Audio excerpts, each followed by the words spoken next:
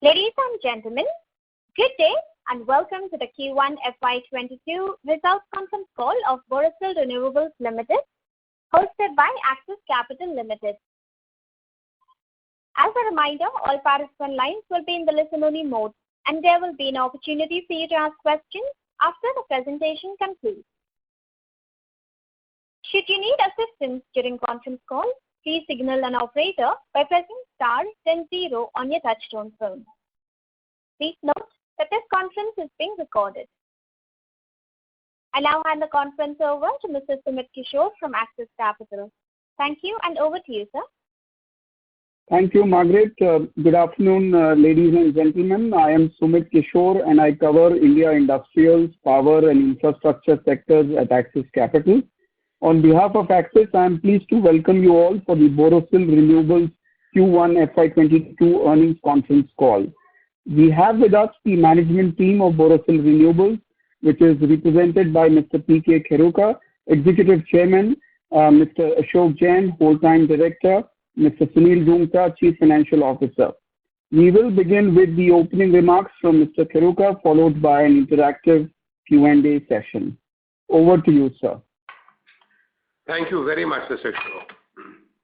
Good afternoon and welcome to the Borosil Renewables Q1 FY22 investor call. My colleagues and I are happy to be interacting with you once again. The board of Borosil Renewables approved the company's financial results for the first quarter financial year 22 on 4th August. Our results and an updated presentation have been sent to the stock exchanges and have also been uploaded on the company's website. During the quarter, the company recorded a net sales of 136.1 crore rupees. This is a 152% increase from last year's low base, which had suffered the impact of COVID-related lockdowns. Export sales during the Q1 FY22, including to customers in SEZ, were Indian rupees 32.2 crores, comprising 23.6% of the turnover. The sales were lower than the historical high sales we had achieved in the fourth quarter 21. Of this, Indian rupees 17.6 crores is owing to AS 115 related accounting impact alone. However, as we had discussed in our last quarterly interaction, the prices of solar glass had begun correcting from the beginning of the quarter, from the peaks they touched during the second half of the last year, as the mismatch of global demand and supply began to get bridged and year-end rush to complete the projects abated. Our average ex-factory selling prices during quarter 1 FY22 were lower than those of quarter 4 FY21 by about 10%, despite a higher drop in the imported prices, which was possible since CVD against Malaysia came into force and the landed cost of imports remained high due to significant rise in the logistics costs. Sales volumes were also lower than the historical peak volumes achieved during Q4 FY21 by about 10%. This was mainly because of lower production, which in turn had gotten impacted due to the second wave of COVID-19. While gross production from the furnace was at about 96% capacity during quarter 1 FY22, annealed and tempered glass production were each lower than in quarter 4 FY21 due to lower efficiencies arising from the aforesaid reason. This also resulted in higher production costs during the quarter. The situation, however, has improved considerably from July onwards. Notwithstanding the drop in realizations and the slightly higher production costs as compared to the previous quarter, the EBITDA margin during Q1 FY22 remained very healthy at 50.1%. During the quarter, the company generated a profit before tax of rupees 55.9 crores and a profit after tax of rupees 39.6 crores, corresponding to a PAT to sales ratio of 29.1%. The non-recognition of sales of Indian rupees 17.6 crores in the quarter also impacted the PBT and PAT. The correction in selling prices started in the beginning of April 2021 and continued till May. In fact, the demand in China in the current financial year has remained subdued so far, which is leading to a higher push for exports of the Chinese-controlled solar glass production. The correction seems to have halted now. Accordingly, the average ex-factory prices in July are lower than the average for the Q1 FY22. On the inputs costs front, there has been a rise in the costs for natural gas, packing materials, and a few raw materials. The company is putting in efforts to minimize the impact. Both these are likely to impact the EBITDA margins in the current quarter. The long-term opportunity in solar power and our capability to produce the highest quality solar glass at efficiencies that match global standards has given us the confidence to expand our capacities significantly.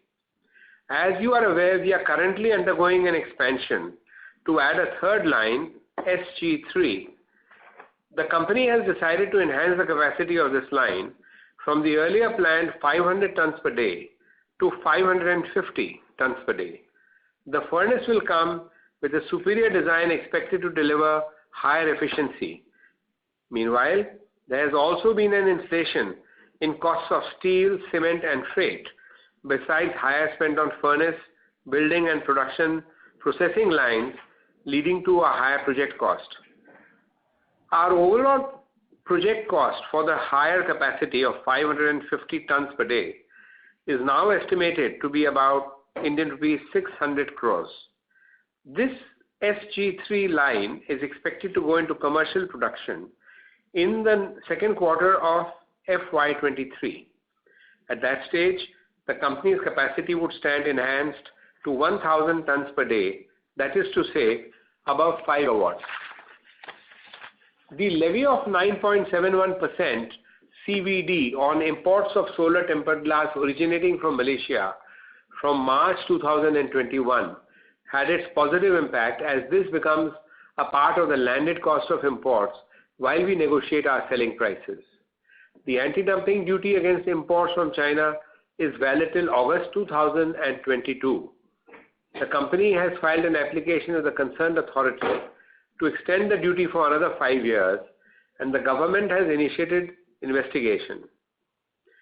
There is a new challenge posed by imports coming from the new solar glass plant in Vietnam, set up by one of the large Chinese companies, which has begun operations recently. Such imports are not subjected to any duties as of now. Initially, these imports were priced higher, taking into account the duties on alternate sources. However, the offer prices have now aligned to China/Malaysia. We are closely watching the situation and will take appropriate measures available under the law.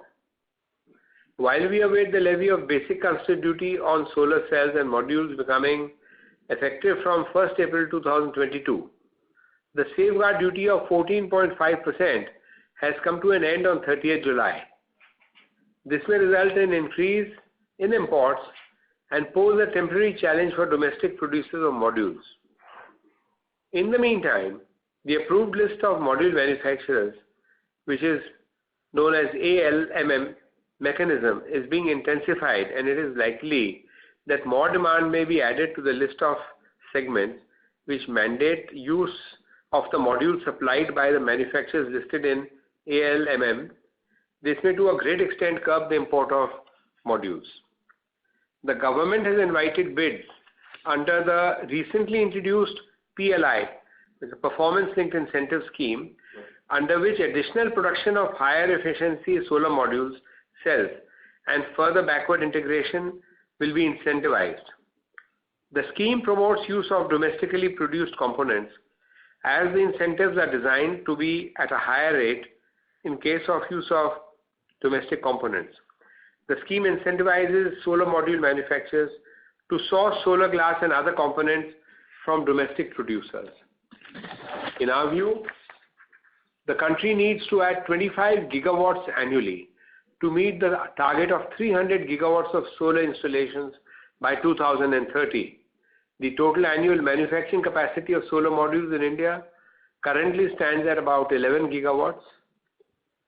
significant capacity additions of about 14 gigawatts are likely in the next 1 or 2 years. In addition, an announcement of new capacity of 10 gigawatts has been made by a very large player. The module manufacturers are also looking at supply chain of the key components from domestic sources, including solar glass. The rise in the installed capacity of solar module cell manufacturing will lead to a rise in the production of solar modules, which in turn will lead to a higher demand of solar glass. The company has been providing an increased focus on the exports to all the markets, including Russia, Middle East, Africa, North and South America, in addition to the regular markets in EU and Turkey. The demand for glass in all the major markets is expected to rise exponentially due to increased thrust on domestic manufacturing of solar modules. The company is having a very good scope to grow the exports significantly now. As any new capacity augmentation has a lead time, I had mentioned during the last quarterly call that the company's board has approved a further expansion by 1,000 tons per day to be implemented in 2 phases of 500 metric tons each. These will be our lines SG4 and SG5. Work on SG4 is likely to be taken up during the second half of this financial year, and the line is expected to be commissioned in Q1 financial year 24. The expansion will be financed through a mix of internal accruals, debt and equity. The board had approved a rights issue of shares. Further updates on the fundraise will be shared at the soonest. I would now like to open the floor to questions that you may have. Thank you. Thank you very much. We will now begin the question and answer session. Anyone who wishes to ask a question may press star and 1 on the touchtone telephone. If you wish to remove yourself from the question queue, you may press star and 2. Participants are requested to use handsets while asking a question. Anyone who would like to ask a question, you may press star and 1 at this time. The first question is from the line of Sumit Kishore from Axis Capital. Please go ahead.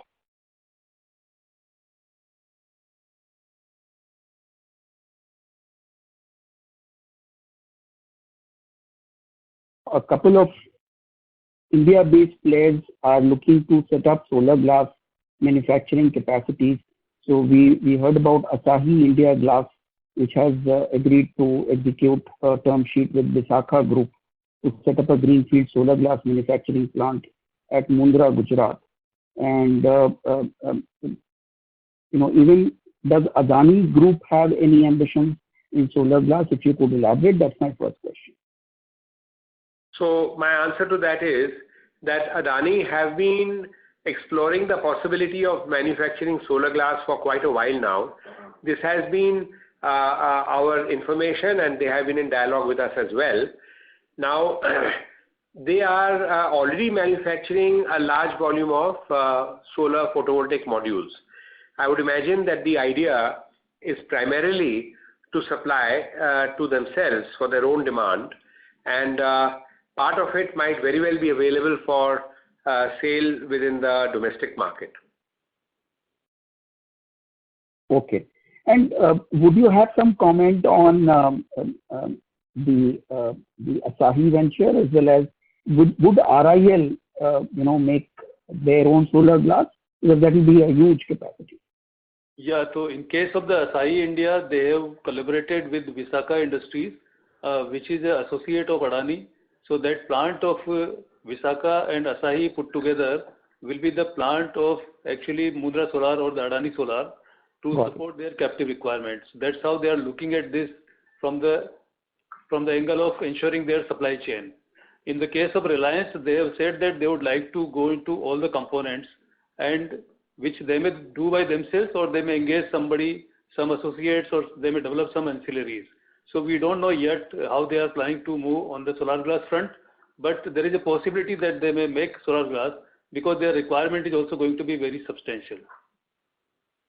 Just as a follow-up addition to your first question, the thing is that Vishakha Industries had signed an agreement with China Trams, which came out in the news, and therefore I'm not very sure in what way Asahi is going to be involved in this venture.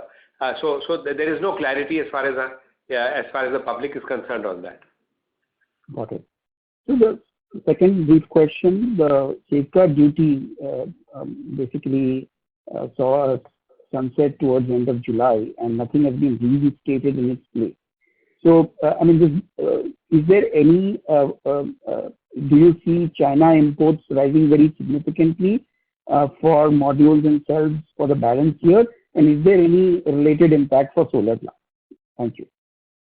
Yeah, so there is a potential to import the modules from China, which is what the certain portion of the Indian developers are looking for. But the current trend in the market, what we sense from our customers is that even the manufacturing is going to be higher, and they are not going to have any setback. They are not going to receive any setback in terms of their own domestic production in India. So we have to watch and see how this actually plays out, because the module prices themselves have been fluctuating so much that this duty may not have any significant impact. So and the polysilicon price, the sale price, everything is a moving part as of now. So we have to wait and realize how it actually pans out. But at the same time, the government is also trying to safeguard the domestic production by introduction and making it compulsory to use the approved list of module manufacturer list as the source of supply, which will ensure that the module production keeps on at a high point. Thank you so much. Thank you. The next question is from the line of Mohit Kumar from DAM Capital. Please go ahead. Good afternoon, sir, and congratulations on good set of numbers. So my first question is, how was the capacity utilization in Q1 FY22 and pricing compared to Q4 FY21? And what is the outlook on volume pricing going forward for the next 2 quarters, given that there is no duty? And the related question is that because container freight has gone up, does it mean that the Malaysian and the Indonesia Vietnam glass, which can be imported, will become uncompetitive? Yeah, so as far as the volume is concerned, the production level from the furnace has been fairly consistent in last both the quarters, that is Q4 of last year and Q1 of this year, except that the efficiency in this particular financial year, first quarter, has been little lower, as was explained in the opening remarks. But we are back to the earlier numbers as of July, and we are trying to improve it further. So on the capacity utilization front, we are absolutely on the ball. Now coming to the prices, we already explained that the prices started correcting from April, and now the situation is that the correction has halted. So as we speak, the prices are at almost rock bottom, and in terms of the numbers, what were the prices in the Q4 and Q1? The Q4 prices were about 155 rupees or thereabouts, and Q1 prices were about 140 rupees. So that's the kind of 10% lower prices were realized in the quarter. As far as the duty structure is concerned, Vietnam is a new plant, and against new plant there are hardly any mechanisms available because we have to substantiate with at least 6 months data on the dumping front, and thereafter only the action can begin. But as of now, we are having our order book full. We have no problem in selling our goods as far as the quantity is concerned. And should there be any need for any action against the imports from Vietnam, we will move at appropriate time. So my question was, how does the container freight? Yeah, so container freight has been significantly high, as it is in public domain. From China, the importers used to pay $400 to $500 in the past, but now it is more than $2,000 for a 20-feet container. So this has led to significant increase in the landed cost for the importers, and since our prices are aligned to the landed cost for the domestic buyers, we get that much extra to add to the price. Does that answer your question? Some extent, why just how much is the import exchange in percentage terms, the impact of let's say 155 per kg? How much will be impact of the freight cost? If you can quantify that, that'd be helpful. Yeah, that would be about 6% or so, the freight cost increase. Understood, sir. So, secondly, sir, given the fact that people I know coming with more capacity. Your voice is breaking. Sir, my question is, sir, given the fact that people are tying up or putting up their own capacity, possible for us to go and enter into some kind of agreement? You are not Kumar, but you're not clear. You can come in the next line, I think. Sure. Yes, I would request Mr. Kumar to please check your phone line and rejoin the queue. Thank you. The next question is from the line of Dhruv Muchal from HDFC Asset Management. Please go ahead. Yeah, sir. Thank you so much. So, on the container cost, you mentioned the freight cost increases about 6%. So, I mean, the 6% increases on the sales price, or what is it? Well, what reference is the 6% to? Yeah, that was with reference to our selling price. Okay. So, if it was earlier 100, now it is 106. The selling price becomes 106 because of the freight cost change. Absolutely, you're right. Got it. And so second question was, you mentioned that the efficiency, the production from the furnace was consistent, but the efficiency was lower. So I could not get it. I mean, what's the thing there? If you can please explain this. Yeah, so from the furnace, you are drawing certain amount of glass on constant basis, and now that glass suffers from couple of type of losses. One is that the losses in the trim from the glass coming from the rollers, and then you have quality related losses, and there are processing losses thereafter in terms of grinding, tempering, and quality, etc.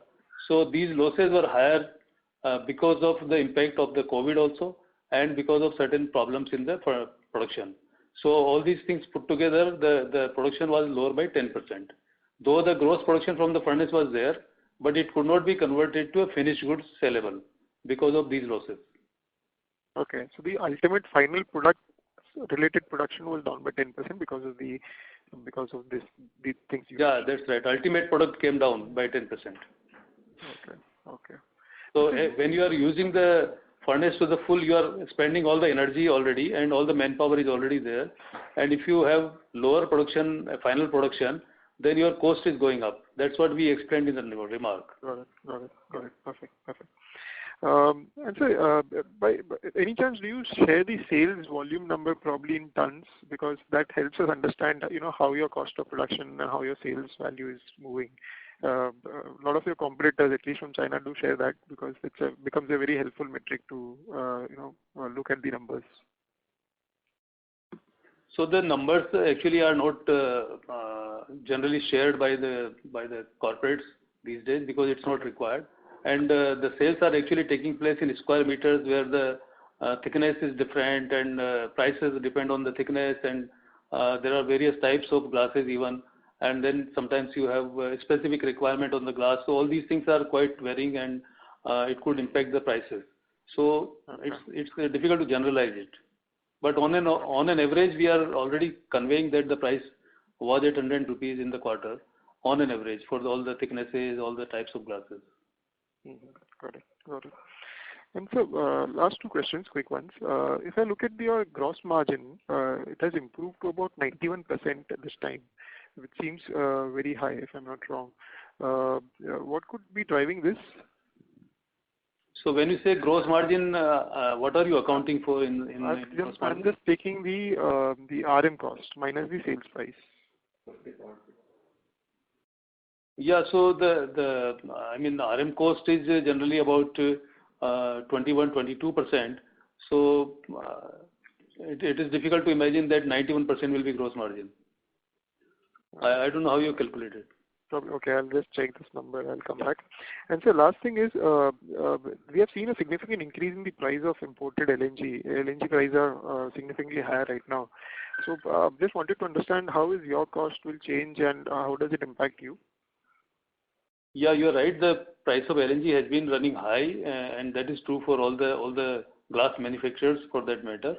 and the LNG, imported LNG or sport LNG is only a part of our total basket of requirement or sources for the natural gas, and we have couple of contracts where the this export prices do not affect that much. So we are having a balance of the various types of sources and try to minimize the impact of the volatility. But you are right on the LNG portion which we buy, which is about 10-12% of our requirement, which is directly on the spot quantity basis. The cost has been running very high. And in terms of the other contract which we have against, which is linked to oil again, the cost is high, which is another 15-20% of the. So almost 1/3 of our natural gas is aligned to the volatility in the oil and gas prices. So this is impacting, and we don't see it correcting in immediate future. Okay. So only 1/3 is linked. The remaining is relatively steady. These are others are long term or other types of contracts here. Got it. And so just coming back to that, gross margin number. So if I look at the total RM cost for you, excluding the inventory cost, the absolute number is, just about 11 crores. So 271 crores for your RM cost, and there is an negative inventory of about 154 crores. So the net RM cost comes to only about 11 crores on a sales of about 136 crores. Yeah, so now it is difficult to look at numbers like this because in this industry there is a lot of value addition which is beyond the raw materials.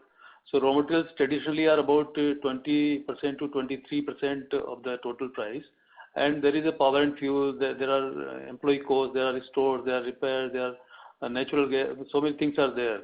And the inventory cost which you are deducting from raw material has a lot of those elements which are part of the cost. So it is not correct way to calculate in our situation that gross margin in this fashion. So you should actually look at the EBITDA margin as the right barometer to understand the performance. Mm-hmm. But I thought that over a period of time, everything should, because that would have been there even in the previous quarters, right? So when I look at the current quarter's gross margin, this is relative to the previous quarters. So yeah, you please recalculate the previous quarters, and because in previous quarters there will not be any inventory changes or like that. So it's a significant change because of the inventory having been very high in this quarter because of the Ind AS impact, which was the sales which we had to reverse because of or not count as sales but include it in the stock. So it is at full cost of the production. So that's a significant difference. So actually looking at our gross margin, as I mentioned, it would be about say 77-78% or like that. On normalized basis. Got it. Got it, sir. Sure, sir. Thank you so much. Thank you. Okay. Thank you. Ladies and gentlemen, in order to ensure that the management will be able to address questions from all participants, we would request you to please limit your question to 2 at a time. Should you have a follow-up question, please rejoin the queue. Thank you. The next question is from the line of Manali Vora from Centra Advisors LLP. Please go ahead. Good afternoon. So my first question is that now that after the 550 TCD installation, you would have a capacity of around 1000 TCD. How much solar gigawatt requirement could this satisfy? About 5 gigawatts. Okay, and so now that we have these new players that announced gigawatt capacity, they're saying around 14 gigawatts. How much do you expect them? How many of them would come to you for the solar glass requirement? This all depends upon many factors, including geographical factors. How many are very close to us? How many are very far from us? And what is the requirement of each manufacturer? And what's the actual product he requires? Because solar glass is a generic word, but there are different thicknesses, dimensions, and coatings and things like that on the glass, which will determine where the module maker is going to decide, regarding procurement of his product. But generally speaking, about 12 gigawatts out of this is other than Adani. And since Adani is also setting up their own glass manufacturing, all the 12 gigawatt customers or the potential manufacturers who are putting the capacity are already our customers, more or less. So we believe that all of those, that market will be addressable to us, for us, and we will be able to get certain share from that market. Okay. Okay. So thank you. Thank you. The next question is from the line of Dhruv Kashyap, an individual investor. Please go ahead. Good afternoon, Pradeep ji, and thanks as always for the excellent personal stewardship that you're providing, not just to the Borosil Group, but to the solar and the renewable sector at large. My first question for you, sir, is that on the capacity expansion piece, by July 2022, we would be at about 1,000 tons per day, and we have proposed 1,500 by 23 and 2,000 by 2024. Now, given that we have the experience that it's typically about 18 months from the time we sort of raise funds or get all the paperwork in place to the time we go live, wouldn't it be, and given that these dates are quite far away in the future, I mean 2023 is still 2 years away as 24 is 3 years away, wouldn't it be better to try and target April of each of these years so that we get the capacity in the beginning of the financial year? Which means that for 23, we need to sort of start acting by September to give it that 18-month window. And for 24, we probably need to act by next September. Well, generally you are right. We are looking at timelines in that sort of way, in the way that you have suggested. We live in a dynamic world and there are constraints which are beyond financial. There are constraints of travel. We source equipment from other countries and things like that. In those countries, they have their own constraints. Sometimes some of the supply countries were stuck with COVID and they didn't have people reporting to work. And so there were some delays in supply of equipment, things like that. So you are pretty much on the ball, I would say, in this respect. And thank you for the kind words. So I meant more in terms of intent, sir. I can understand that a lot of things will go wrong, but I'm sure the intent would be what I stated. The timelines that you have actually already indicated pretty much reflect what we are ourselves thinking. Perfect. So my second question is a slightly specific one where maybe you or someone from your team can address it, is in terms of the shareholding. Now, sir, before the December quarter of last year, before we did the QIP between the 14th and the 17th of December last year, the institutional holding has gone up by about 10.5% after the QIP, right? Between both the FII and DII. Yeah. Now, what's a little strange to see is that in the June quarter period, this has come down to 5.5, which basically means that sort of long-term money entered in December and is exited after 3-4 months, as in half of it. So 5.5% of that 10.5 is gone in 3-4 months. Has any of these institutions shared as to why they would do this, or has the promoter entity been buying back from these people? I mean, can you just shed some color, because it's very confounding as to why would institutional investors exit in 3 months? Well, let me first say that promoters have neither sold nor bought any shares at all between that date and today. So we are not in that game, sort of buying and selling our own shares. Now I'll ask Mr. Ashok Jain to answer the rest of your question. Yeah, you are right. Actually, it was also disturbing us from the perspective of long-term investor versus a short-term cash out of the situation.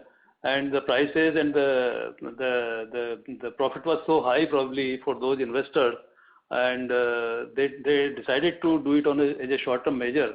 So we had a discussion with one or two of them who are the large ones, and this precisely the same question we raised to them, that why did you decide to exit in a hurry? So they said that since the international prices of glass started to go down, and since their profitability was very high in this transaction, they have decided to take a short-term exit in the stock. It does not mean that they are not having any positive view on the company or this sector. They might enter any time later. So this is how they have left it. So we also share the same concern what you mentioned, and we would like to see. We believe that they were long-term investors. They are very large investors, but still they decided to act in this manner, which is also which we also found it not right. So just to close this point, and this is not my third question, but just to close this point, you would appreciate that when we talk about a first-time QIP after so long, we talk about marquee investors and pedigreed investors and FIIs and DIIs and all those fancy brand names. But to see some of them leave in 2-3 months, whereas we all know the objective of these funds is, they would have wanted to see you through 1,500, 2,000, 5,000 tons per day. Why are they exiting in 2-3 months is very confounding, the behavior. It's very atypical of FII, DII behavior. Yeah, you are right, and we share the same thoughts actually. And this large investor who exited also had probably invested into some Chinese companies, and they, on an overall basis, they decided like this. So we cannot find any other reasons. This is what they confirmed to us, that they are solidly behind the solar or renewables, and they value the company and the business very, very high. Correct. Because I'm talking more from the next set of QIPs, because if you're going to go to 1,500 and 2,000 tons per day, we might have more rights issues, and I'm sure we all want marquee investors to come in and to stay the course, because it doesn't help any of us if they start leaving in 2-3 months. From that perspective, I'm talking more from the future than from the past. Totally agree with you. Thank you so much, sirs. Thank you so much for taking my questions.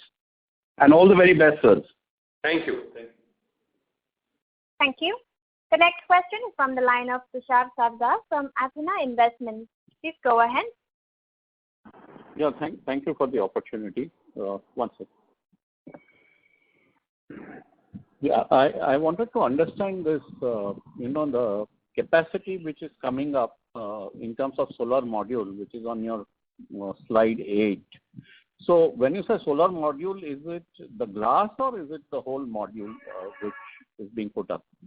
So the entire module is being put up, and to the extent that a module is being manufactured, there is obviously a glass that's going to go on that. So you will be supplying glass for all this, or you will be one of the suppliers?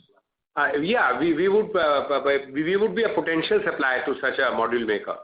Okay. And in terms of glass manufacturing, what is the scenario? Is more glass manufacturing capacity also coming up, or your competition is mainly from imports? Our competition as on date is only from imports. Adani associate Vishakha Industries have sort of announced that they are going to come into production by the beginning of the next financial year, and that is what we've heard. Other than that, there is no firm advice as such in the market. Okay. So in terms of your ability to market and sell your product, you don't foresee domestic competition as of now, right?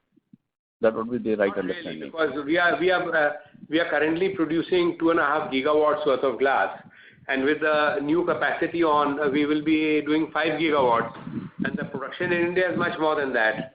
So therefore, we do not see that there should be an issue pertaining to our ability to sell what we produce. So basically, the competition here is international. Actually, right now also we are competing with the world's largest players, and we are only having a market share of about 36-37%. The rest is with the large players which are sitting in China and Malaysia. So whether the competition is there from the outside production or domestic production, we are already competing with the highest highest quantity producers who have certain benefits in the sense that they are having subsidies and other things. So we are not particularly worried. As long as we can keep our quality right and cost in control, we will be through. Okay. And last question, do you also export? Are you in the exports market, and what is the scenario there?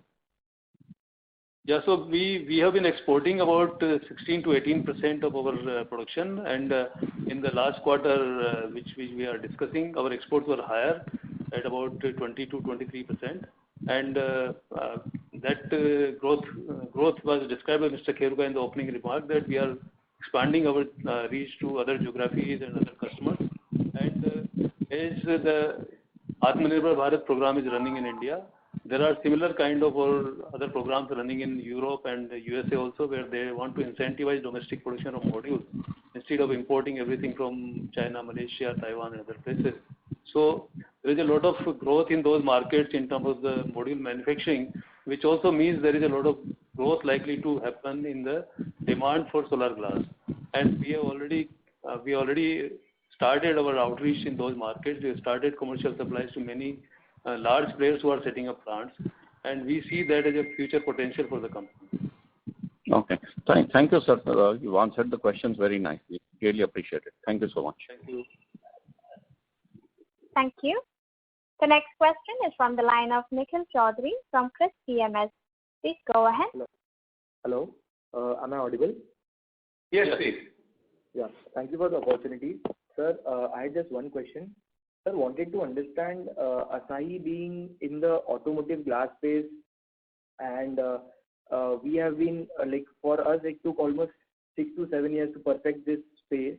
Will Asahi just being into the glass manufacturing already, will it shorten the learning curve for this player, drastically, or do you think the solar glass is still a very niche product which requires a lot of precision in respect of the thickness and the thinness, and it will definitely, we would definitely not be easily replaced by the existing customers?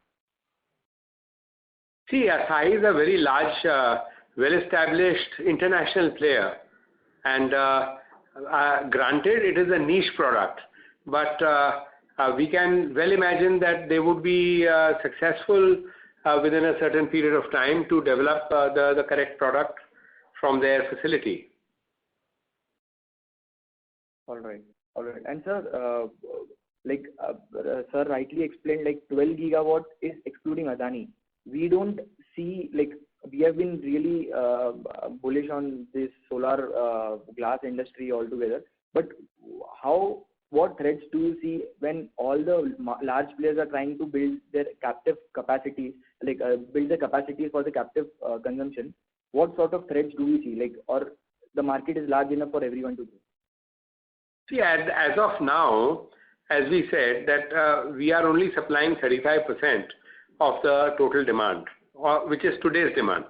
And we are looking at a very serious escalation in the output of solar modules in India, going by the government's plans.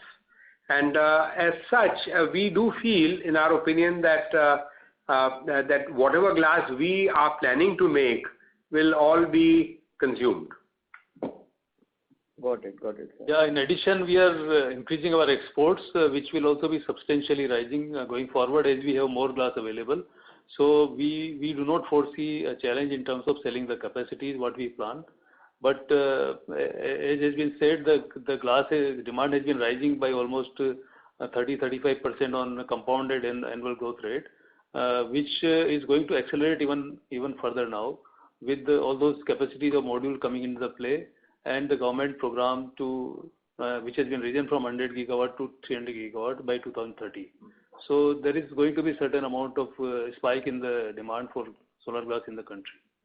I might add that the demand in exports is really very, very robust, and we are not able to meet the demand, so we supply whatever we can. But actually the demand is much greater than what we are supplying, meaning our potential to supply is very high. Good. Sir, I wanted to understand this last thing. Probably on the financials, if you see the closing stock, the changes in inventory has been a large negative figure. So if my understanding is correct, the closing stock was very high. So was it we were not able to transport it, or I just wanted to understand, we have the demand, we already produced it. What kept the closing stock very high into our books? Like, wanted to understand that aspect. Yeah, we explained that in the opening remark that we had to de-recognize the sales of about 17.6 crores due to the impact of Ind AS. So actually the material has been sold, dispatched, but since it has not reached the customers, there is a requirement under Ind AS to not recognize this as a sale. So it is not inventory sitting in the factory of the company or inability to sell the glass. The glass has been sold, dispatched, everything, but the sales could not be recognized, which is why it is reflected in the inventory increase. But practically it is not there. So you might say that this inventory is sitting on the back of trucks on the way to the customer. Physically, there is virtually no inventory in the plant on the 30th of June. Understood. Yeah. So Ind AS 1 month is the revenue recognition. Yes, that's right. Yes. Thank you so much, sir. Wish you all the best, and thank you for the opportunity. Thank you. Thank you. The next question is from the line of Jimesh Sanghvi from Principal India. Please go ahead. Yeah, sir, if you can throw some light on the pricing outlook going ahead, like as you said, the prices have hit the rock bottom. How do you see that scenario panning out over the next quarter or two or over the next 6 months to a year? If you can share your thoughts on that. And secondly, what would be the realization currently? Like you said, the Q1 realization for us was around 140 rupees. What would be that number at this point of time? Yeah, so it is very difficult to predict the prices of solar glass. As we have seen in the last 1 year or so, it has been so volatile that nobody could have estimated that prices would move from 22 RMB to 42 RMB in a span of 6 months. And then again it will come back to 22 RMB. So as we speak, the prices have come back to full circle back to 22 RMB as of now. And because of the countervailing duty or CVD against Malaysia, and because the freight has run up so much, there has been additional cushion in the pricing. So in terms of the international prices, the prices are at the rock bottom. That's what we feel, because it has not gone below 22 RMB in the past. In terms of the realization, currently we already said that the prices have declined gradually, and the full impact is not seen in the April to June performance, because in April we held back to the prices, we dropped to some extent in May, and from June we have stopped dropping the price. But as we speak, in the current quarter, the prices are going to be lower than what they were in April to June, maybe by about 12 to 15%, but that's an estimate. There's another issue. There has been talk of China setting up solar installations up to 60 gigawatts this year. And if they're going to go up, so far we haven't heard much about it, but if they go ahead with the 60 gigawatt plan, what happened last year around this time was the same thing, that there was a huge rush for supply to the Chinese government demand, and then there was a shortage. So now we don't know about what the future holds for us, frankly. Right. And so when you say 22 RMB, it is the price for the 3.2 mm glass?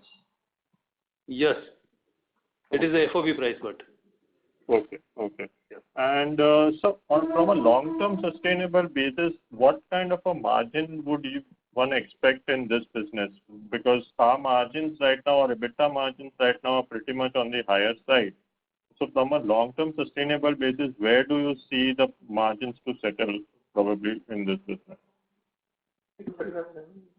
Yeah, so basically, as I said, the prices are very much a deciding factor for the EBITDA numbers, and this again would depend on what prices we would like to take into account. But as you have seen, the EBITDA has gone up from 28.5% in July to September last year to 55% in March quarter. Again came down to 50. We might see about 38% or so in the current quarter. But on a normal basis, on a sustainable basis, I would imagine between 30 to 35% should be a realistic margin to assume. Okay. And so lastly, when you say the FOB price is 22 RMB, what is, like, at what price do we sell, or in terms of RMB, if I have to calculate, what will be our price including the landed cost and other things which are there over and above the FOB? It all depends on negotiation with each customer actually, and how much he imports, how much he buys from us, how loyal he is, what are the other conditions and terms. And as we said, our prices are aligned to the landed cost for each customer. Now each customer will have a different freight, different rate. So it all depends on how we can negotiate with him. But as I said, 10% is CVD and 6% impact is on account of freight. So 16% clearly is the extra thing over and above the FOB price. But it could be anywhere from 15 to 20, 25%, depending on the customer to customer. Fine. So that was very helpful. Thanks a lot.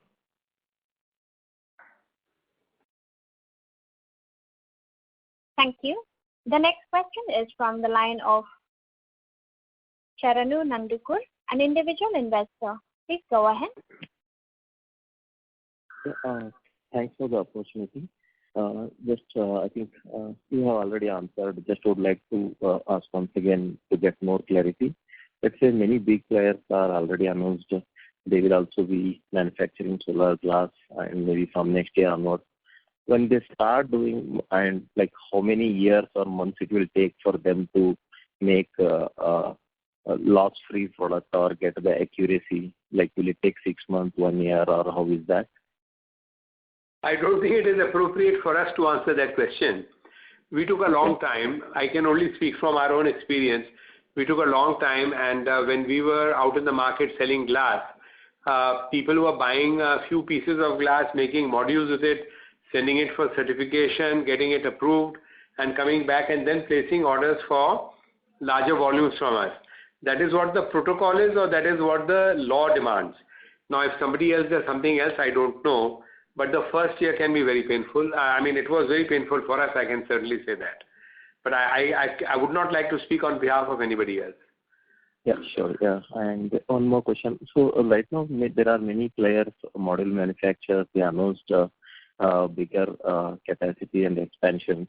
Do you already have any long-term strategic partners with any of them? For example, Vikram also announced capacity expansion. I think Vikram is already your customer. So can you name such large strategic customers? I think we would be violating confidentiality if we were to share names of customers on this call. But I would say that like with everything else in life, there are things where you establish a rapport between buyer and seller, whether the buyer is comfortable with what the seller is providing and the seller is comfortable with the dealings of the buyer and his timely payments and things like that. So, Borosil is a well-established brand and we have very sound policies and principles. And so we have a steady set of customers on whom we rely and who rely on us. So, as and when those customers increase their size of their operations, it goes without saying that they will also be giving us a corresponding increase in the size of their requirements, or the total volume of their requirements. So I think this is the best answer I can give you. Sure. Yeah, thanks for that. And one more last question. So basically, the capacity expansion till 2024 will be at 10 gigawatt. And is it all the brownfield expansion or? It is all brownfield. Okay. And assuming that there is a huge demand in solar, and also there is a lot of talk about hydrogen power, like hydrogen power will be used everywhere in the industries and also in the transportation and everywhere. So there can be even more demand coming up in future. So let's say because of that, if there is another requirement of additional capex, will all these SG3, 4 and 5, will they accommodate more capacity like how you did in SG3, which was planned for 500, but you added another 50? Will SG4 and 5 also will accommodate more capacity as per the demand in case required? See, that possibility is always there because as a company, we are very scientifically inclined, and the team that we have is a hardworking team, and they squeeze out the maximum from every situation, from every equipment, and this is their job. They constantly keep on doing that. So I would be very surprised if the capacity that we've announced of 550 tons is going to stay at 550 tons. It would be more in the line of the past experience that the capacities actually delivered would be higher than what we have mentioned as being the rated capacity. And for the rest of it, there is another factor which I don't think has come up anywhere in the entire call so far, which is the factor of the glass modules. Now in China, last year's installations accounted for 30% glass modules, and this year it's going to be 60% glass modules. So if you have a glass module, that straightaway requires double the amount of glass. So from that standpoint, and considering the robust demand for solar glass, for solar modules, I mean to say, or solar as a source of power, at the moment, whatever plans we have announced, we feel are quite achievable, and they should hopefully fructify properly. But for the rest of it, nobody could foresee COVID coming in. Nobody could foresee the huge shock that it gave to the whole world. So in that sense, we are still humans, and there is God above, and whatever God wills, that is what happens. Yeah. So yeah, that's true, sir. Thank you very much for the opportunity, and also I would like to appreciate the Borosil's effort for COVID relief, because Borosil is the first company which did that, providing like education and all. That has set an example in India, and many big players followed Borosil. So I really appreciate you for that, and thanks for the opportunity, and all the best for the future. Thank you for your kind words. Thank you. The next question is from the line of Prateek Agarwal from ITI Mutual Fund. Please go ahead. Yeah, hi, good afternoon, sir. Just one basic question, kind of bookkeeping questions regarding the utilization. So as you mentioned that Q1 average realization was around 140 rupees. So sir, if I use the sales number and this realization number, just confirming that, would it give volume sold, and is it fair to use a 5 to 10% efficiency loss that you were mentioning earlier to get a production utilization? Yeah, so actually there is an index impact first of all, which will affect the overall volume, because that volume has not been recognized as sales, and this number of 140 or whatever we talk about, this is ex-factory number. This does not include the freight and other things which are part of the sales. So when we are discussing these numbers, we are giving at the ex-factory level what company has got, because the freight could be different for export, different for various geographies and all. So you cannot straight away reach the number of units production from this sales number and dividing by the average realization. Okay, so what would be the utilization number for Q1, including the losses of? The furnace utilization was at 96%, and in terms of the net production, we were lower by 10% compared to the previous quarter. So we were at about 71% or so in net production, I think. Okay, and just if possible to give a similar number for the last 4 quarters in FY21, like Q4, Q3, Q2, Q1. All the quarters had different challenges actually, so it will not be comparable. There was COVID, there was less demand, and there was high demand and all those things. So on the furnace utilization front, the numbers are already shared. We have been running at above 93% in all the quarters, except for the COVID period, that is the first wave. All other quarters we have been running at more than 93%. Right, sir. And just a final question on the realization that you were discussing earlier, that it can be assumed to be taken at 15 to 25% above FOB. So, sir, that would be true for last year also, or this 15 to 25% above FOB is for the present situation? Actually, why we are saying these are extra factors is because of the countervailing duty which has come into effect from against Malaysia. Until March 21, it was not there. So what used to happen is that the people would import from Malaysia without any incidence of additional dumping duty or CVD. And though there was a duty against China, so the more goods were coming from Malaysia, almost 80-85% imports were happening from Malaysia.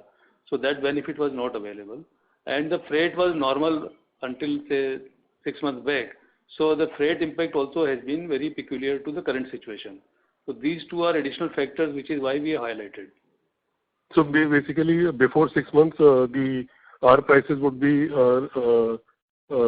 maybe 5 to 10% above FOB, not as much as 15 to 25%. Just confirming that data, sir. Not 5% above FOB, above the landed cost. Because the freight, whatever was being paid was anyway added, and whatever the incidental expenses were clearing, forwarding all. So what we do is the landed cost we calculate for the respective customer and try to charge him 3 to 5% premium on the landed cost, just because of the advantage of being a local source supplier. And because he has a lot of savings on account there, because he does not have to carry inventories, he does not have to have warehouses and cost of carrying, plus he has flexibility of ordering. Suppose he has got certain size of sale from the market, and he has placed the order for a particular type of sale, but he didn't get it. So he places order on us where he is having flexibility to change even the size. Suppose he had placed order on China or the material is shipped already, then he will have a problem. So all these are additional advantages which we provide from a local source, which is appreciated by the buyers, and that's how they consider paying little extra in order to have their logistics in place, their costs are saved, and their flexibility is retained. They have to pay upfront over there. Yeah, and also they have to, many times they open LCs, they pay advances, but the Chinese decide not to ship. Here in our case, we strictly adhere to whatever the conditions of sales are there. Understood, sir. That were my few questions. Thanks for answering them. Best questions from my side, sir. Thank you. Are there more questions? Can we just take one last question, please? All right, thank you. The next question is from the line of Tariq Hussain from Gringotts Capital. Please go ahead. Hi, thank you for the opportunity. My question is just on the exports. You alluded in your opening statement that the demand is growing, and we can see in the numbers on your deck as well that it's one of the areas where you have paying emphasis to. Can you just elaborate on what kind of plans do you have in that segment? Because I understand EU and Latin America has more demand, and they also have import duties against Chinese anti-dumping. So just your thoughts on that sector. Yeah, so we have been working on all the geographies where the potential customers are there in terms of manufacturing, because up to some time back, the lot of installations were happening with imported modules. As you could see in India also, imports were very high. In European Union, USA, though the installations were very high, 22, 23 gigawatts, but hardly 10% of that was getting manufactured in the respective geographies. So now these geographies have decided to expand their manufacturing effort, and they have incentivized by way of subsidies and other incentives to develop a high efficiency solar cells and modules. So that's how they are running their program, and they want to create more capacities of module manufacturing in their own countries, and which is why we feel that those geographies would be very interesting for us to watch out for in the next couple of years. We have already started negotiations with many of those who are participating in those programs, and to a couple of them we already started making commercial supplies. So that's the reason why we feel very confident that the USA market, the European market, Turkish market, and for that matter other markets like Brazil, like Tunisia, or many other markets, we feel that a lot of capacities are going to be operational in terms of module manufacturing, and there will be a lot of demand coming from those countries. Got it. Thank you. That's all from me. Thank you. Ladies and gentlemen, due to time constraints, that was the last question. I now hand the conference over to the management for closing comments. Thank you very much for the question. which have been raised by the investors. We appreciate the level of interest, and we look forward to sharing our results for the next quarter with you at the appropriate time. Thank you and goodbye. Thank you. On behalf of Axis Capital Limited, that concludes this conference. Thank you for joining us, and you may now disconnect your line.